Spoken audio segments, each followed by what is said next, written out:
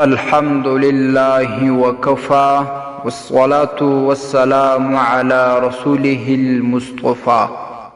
معززو د صلاة التسبیح متعلق ډیرې پوښتنې کیږي، نو مختصر د صلاة التسبیح فضیلت، اسانه طریقه او مسائل بیانو.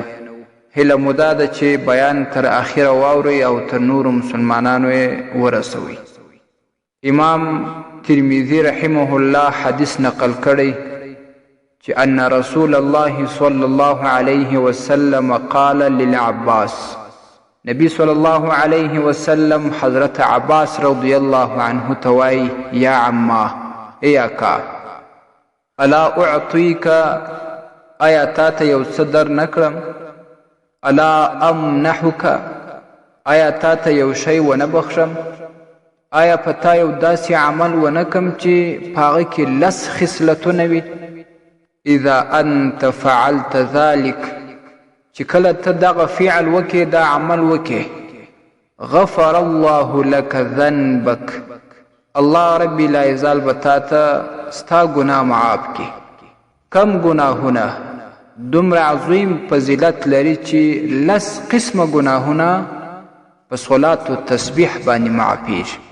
اوله و آخره، که اوله ګناهی که آخره ګناهی، چې مخکې دې کړی وي او که وروسته ګناهی. قدیمه و حدیثه، ډیره پخوانی ګناه یا اوسنی ګناه. خطأه و عمده، او هغه ګناهونه چې په خطا کې درنه شوي دي او هغه ګناهونه چې په قصد دې کړي دي. صغیره و کبیره، صغیره ګناهونه او کبیره ګناهونه په حقوق الله کې، یعنی داسې ګناهونه چې د بنده د حق سره تعلق نه لري. سره و علانیته، که پټه ګناه وي که ښکاره ګناه وي، نو دا ګناهونه په دې صلات تسبیح باندې معافیږي. بیا نبی صلی الله علیه وسلم پر خپل اکا باندې څومره ټینګار کوي، ان استطعت ان تصليها في كل يوم مره فافعل. ای اکا، که د طاقت او وس وسو چې د لمونځ په هر ورځ کې کولی شو، نو په هر ورځ کې یو وار خامخا وکړه. فان لم تفعل ففي كل جمعه مره، که چیرې دې په ورځ کې نسو کولی، په جمعه کې خو یو وار کوه. فان لم تفعل ففي كل شهر مره، پرېږده خو یې ما، که دې په جمعه کې هم نسو کولی، په یوه میاشتو کې خو یې وکړه. فان لم تفعل ففي كل سنة مره، ای عباس، که دې په میاشت کې هم نسو کولی، په کال کې خو یو ځل کوه. فان لم تفعل ففي عمرك مره، ای اکا، که په کال کې هم نسې کولی، په خپل ټول عمر کې خو یې وار د لمونځ وکړه. دومره عظیم فضیلتونه لري. دومره نبی صلی الله علیه وسلم خپل اکا حضرت عباس رضی الله عنه ور باندې باعث کوي، او موږ او تاسې څومره ترې غافله یو. باید دا لمونځ په هر ورځ کې وسي، په جمعه کې وسي، په میاشت کې وسي. او دا حدیث ته ډیرو محدثینو صحیح ویلی دي. امام ابو داود په سنن ابو داود کې راخیستی په 2م جلد کې، او په سنن ترمذی کې راځي په رقم د 481 کې. المستدرک علی الصحیحین د امام حاکم رحمه الله په اول جلد کې راخی. نور ډیرو د احادیثو کتابونو نقل کړی. امام منذری رحمه الله په الترغیب والترهیب کې نقل کړی. بیا وایي وقد صححه جماعه، د علماو پر جماعت د دې حدیث تصحیح کړی ده. اول جلد 288 صفحه. امام ابن عابدین شامی رحمه الله پر رد المحتار کې وایي وحدیثها حسن لکثرة طرقه، د دې حدیث حسن دی ځکه چې په ډیرو طریقو را نقل شوی دی. او دا شان په عون المعبود کې راځي د دې حدیث وروسته. نو دا د حدیث متعلق لنډه تشریح و چې دا حدیث ته پر علما صحیح وایي. د دې په فضیلت کې علامه عبدالعزیز ابن ابي داود صاحب ویلي من اراد الجنه فعليه بصلاة التسبيح. کم څوک چې جنت ته د تلولو اراده لري، چې جنت ته ولاړ شي، نو پر هغه باندې دا دی چې د صلاة التسبیح لمونځ دې کوي. او دا شان امام ابو عثمان الزاهد رحمه الله وایي ما رأيت للشدائد والغموم مثل صلاة التسبيح. ما د سختیو لپاره، ما د مصیبتونو لپاره، ما د غمونو د نجات لپاره بل داسې شی نه دی لیدلی په مثل د صلاة التسبیح چې په هغه باندې سختی، مصیبتونه، غمونه له منځه ځي او ختمیږي.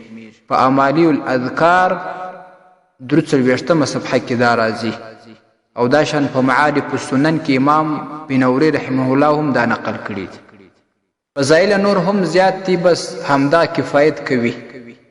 علامه تقی الدین سبکی رحمه الله د دې په فضیلت کې ډیره ناشنا خبره کړې ده.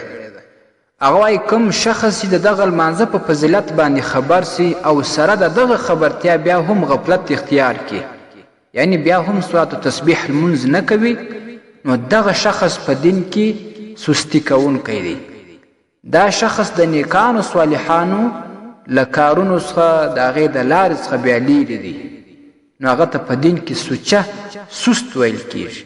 نو دا د دې په فضیلت کې یو عظیمه خبره ده. دغه طریقه داسې ده چې کله د 4 رکعاتو نیت وکړي، نو چې نیت یې وکړي د صلاة التسبیح لمونځ، نور ټول دغسې نیت کیږي لکه د نور لمونځونو ده، صرف صلاة التسبیح ویل کیږي، حاضر وخت پکې ویل کیږي.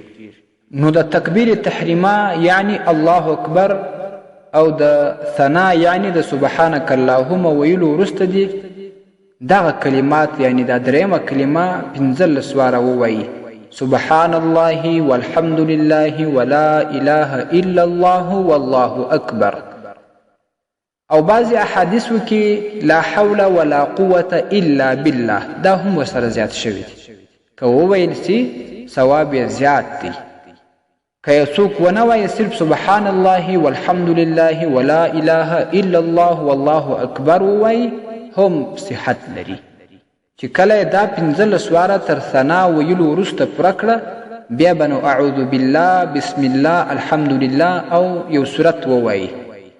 د سورت د ویلو څخه وروسته به همداسې ولاړ وي، لاسونه به یې پر نامه تړلي وي، 10 واره به بیا دغه تسبیحات ووایي مخکې چې ما درته ذکر کړه. د دې نه بعد به بیا رکوع ته ولاړ شي. په رکوع کې چې کله د رکوع تسبیحات ووایي سبحان ربی العظیم، د هغې نه بعد به بیا 10 واره دغه دریمه کلمه ووایي. چې کله دا 10 واره په رکوع کې پوره کړه، بیا به سمع الله لمن حمیده ووایي او بیا دې ورپسې ربنا لک الحمد ووایي. د هغه نه بعد به بیا دغه تسبیحات 10 واره ووایي، یعنی دغه دریمه کلمه. د علماو، د فقهاو، د صالحانو معمول دا دی دلته چې لاسونه به یې ځوړند وي، یعنی ایله به وي دغه 10 واره تسبیحاتو ویلو په وخت کې. د دې نه بعد به بیا سجدې ته ولاړ شي. په سجده کې چې کله سبحان ربی الاعلی ووایي، د هغه نه وروسته به بیا دغه دریمه کلمه 10 واره ووایي سبحان الله والحمد لله ولا اله الا الله والله اکبر. بیا چې کله د سجدې څخه راپورته سي الله اکبر ووایي، په ناسته کې به بیا 10 واره دغه تسبیحات وایي. چې دا یې 10 واره وویل، بیا به دویمه سجدې ته ولاړ شي. بیا به په دوهمه سجده کې دغه تسبیحات 10 واره ووایي. د هغه نه وروسته به بیا ولاړ شي دویم رکعت. نو په دویم رکعت کې به تر بسم الله الرحمن الرحیم ویلو مخته بیا 15 واره دغه تسبیح ووایي سبحان الله والحمد لله ولا اله الا الله والله اکبر.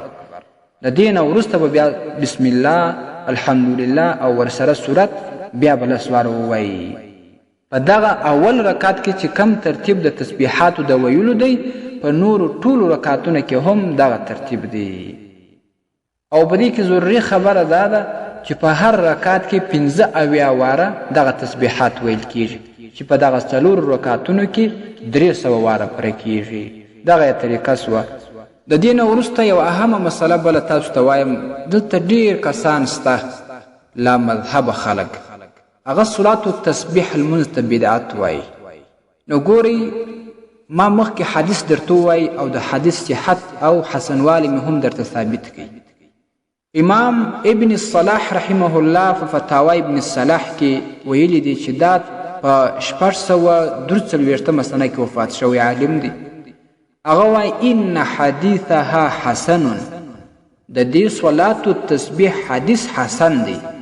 وان المنکر لها غیر مصیب، او کم څوک چې د دې صلات تسبیح نه انکار کوي هغه حق ته نه دی رسېدلی، هغه د حق نه چپ دی، حق ته هغه په دې کې نه دی رسېدلی. او دغه حدیث چې په المستدرک علی صحیحین کې امام حاکم رحمه الله نقل کړی دی، بیا وروسته ورسره وایي هذا اسناد صحیح لا غبار علیه. دغه اسناد چې کوم د صلات تسبیح ته وایي ما نقل کړی دلته، دا اسناد صحیح دی، پر دې باندې هیڅ ګرز او غبار نشته. او امام ابن حجر عسقلانی رحمه الله ویلی دی چې امام دیلمی رحمه الله په مسند الفردوس کې ویلی صلات التسبیح اشهر الصلوات واصحها اسنادا. د صلات التسبیح المنز مشهور دی او په اسناد کې هم اصح دی. عمالی الاذکار د امام ابن حجر رحمه الله 43 صفحه. نو دا د دې منظم متعلق خبره و چې کم کسان دې ته بدعت وایي هغه پر غلطه دي، تاسو هغه وپېژنئ. د دې سره تړلي یو څه مسایل هغه ته تاسې توجه وکړئ. اوله مسله ده چې ډېر کسان د دغه صلات تسبیح لمانځه تسبیحات پر ګوتو باندې شماري. نو پر ګوتو شمېرل نه دي پکار، په دې سره لمونځ فاسدېږي. البته که یې په زړه کې وشمېري پروا نه لري، او یا دا چې دا لاس پر کوم ځای نیولی وي هلته لږ لږ خپله ګوته صرف کښېکاږي، په دغه طریقه یې حسابوي. دا په هغه صورت کې چې کله غلطیږي، که نه غلطېدی دغه هم ضرورت نسته. الدر المختار مع الرد المحتار 2 جلد. دویمه مسله دا ده چې دغه لمونځ ته بعضې کسان واجب وایي یا سنت ورته وایي.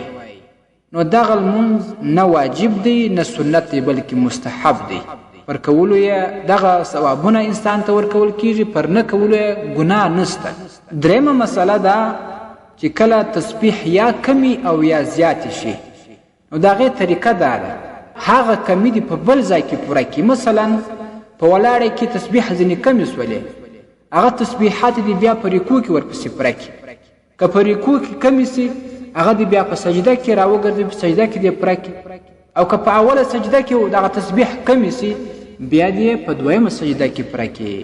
او که د چا څخه په دغه تسبیحاتو کې زیاتي وسي په سهو باندې یا خطا باندې، نو بیا هم لمونځ ته کم تاوان نه رسوي، سجده سهو نه ورباندې لازمیږي، خو قصدا دې دا عمل نه کوي.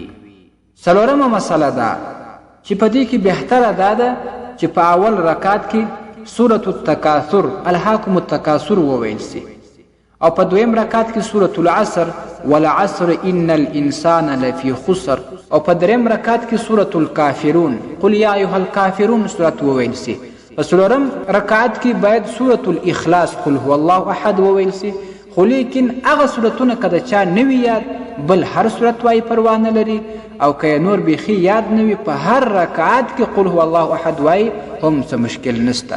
رد المحتار اول جلد 508 صفحه. پنځمه مسله ده چې صلات التسبیح لمونځ په ورځ کې هر څو واره چې زړه وغواړي هغه واره یې کولی سي. که په شپه کې یو وار کوي که یې 2 واره کوي دا رقم، که په ورځ کې 2 واره کوي که یې 3 واره کوي څه ممانعت نسته. خیر الفتاوا 2 جلد 484 صفحه. شپږمه مسله دا ده چې د صلات تسبیح لمونځ په جماعت باندې کول، داسې جماعت چې خلک ورته را دعوت شي، خلک را وبلل شي چې راسئ د صلات تسبیح لمونځ په جماعت کوو، دا عمل مکروه تحریمي دی. چې مثلا 4 کسان یا تر 4 زیات کسان په جماعت وکړي. البته که د خود یو 2-3 ملګري سره ناست وي هغه په جماعت سره وکړي پروا نه لري، خو دغه 3 ملګري چې کوي په دې کې هم بعضې علماو دا خبره کړې چې مکروه عمل دی. که 2 نفر یې سره کوي په جماعت کراهت نشته. فتاوی دارالعلوم دیوبند 4 جلد 244 صفحه. مکتوبات امام ربانی اول جلد صفحه 144. او اومه مسله دا بعضې کسان وایي چې دغه لمونځ یو خاص وخت لري که نه، نو دا مقرر وخت نه لري. د اوقات مکروهه څخه بغیر په هر وخت کې تاسې کولی سئ ادا کولی سئ. نو د ورځې تر ماپښین مخکې دا لمونځ افضله دی او د شپې په حصه کې بیا د تهجد یا پیشلمي پر وخت باندې زیات فضیلت لري.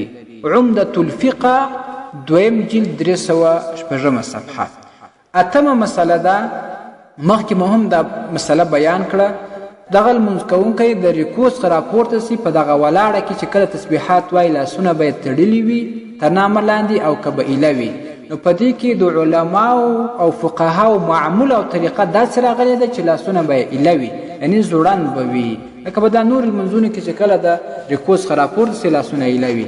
حاشیة التحتاوي اول جلد 258 صفحه، درر الحکام اول جلد 18 صفحه، فتاوای حقانیه دویم جلد 515 صفحه. نهمه مسله ده چې بعضې کسان وایي آیا موږ کولی سو چې د صلات تسبیح لمونځ دوه رکاته وکړو؟ نو د دې جواب دا دی چې علماو ویلي دي چې تر ماپښین مخکې دغه 4 رکاته باید په یوه سلام وسي، او دا کم چې د منځ ناسته ده تر اتحیات وروسته دي درود شریف ووایي، او د شپې بیا بهتره دا ده چې په 2 سلامه باندې وسي. یعنی مطلب دا چې 2 رکاته په یوه سلام باندې وسي خو 4 رکاته پوره کړي. لسمه مسله ده چې ډیر خلک داسې دي چې هغه د روژې په آخري جمعه کې د صلات تسبیح لمونځ په جمع باندې کوي. وایي د دې دلیل دا ده چې ناپوه کسان د صلات تسبیح لمونځ نسي کولی، نه یې دي زده، نو په جماعت باندې ورکوي. دا غلطه ده، دا څه اصل په شریعت کې نه لري. فتاوای دارالعلوم دیوبند 4 جلد 201 صفحه، مجموعه فتاوای سعدیه 2 صفحه. نو دغه د صلات تسبیح سره تړلي 10 مسایل وه چې ټولې په غور زده کوي، او دغه مخکینۍ طریقه وه دا یې فضیلت و. باید دغه طریقه یې زده سي او څوک د دې څخه غافله نه سي او په ښه طریقه باندې دا لمونځ وکړي، او دغه د نوي خلکو په فتواو باندې دوی مشکوک او شکمن نه سي چې یا بعضې خلک ورته وایي صلات تسبیح لمونځ بدعت دی یا پلانه ده یا پلانه ده، داسې د ځانه جوړې شوي خبرې دي. والسلام علیکم ورحمة الله وبرکاته. ستاسې د اسلامي پوښتنو جوابونکی مفتی حکیم الله صابر الحنفي صاحب.